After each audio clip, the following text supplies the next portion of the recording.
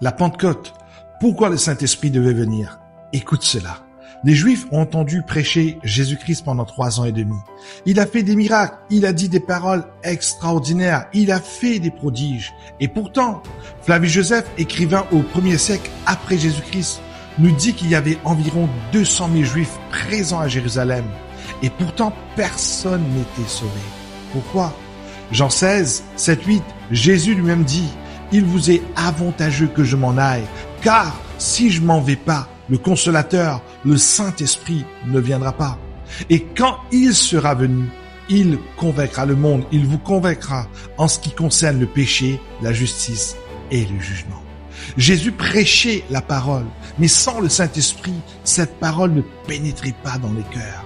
Le jour de la Pentecôte, Pierre, un pécheur qui avait régné Jésus quelques jours plus tôt, il se lève et prêche. Et là, 3000 personnes se lèvent et disent, « Je veux ce Jésus. » Mais pourquoi? Parce que cette fois-ci, le Saint-Esprit a fait vibrer leur cœur. Leur cœur fut touché par la personne du Saint-Esprit.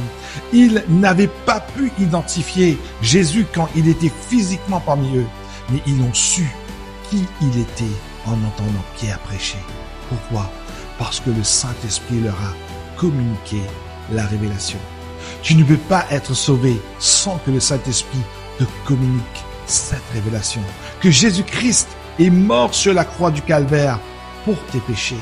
Il est ressuscité après 3 jours par la puissance du Saint-Esprit. Et aujourd'hui, il est à la droite du Père pour toi et moi.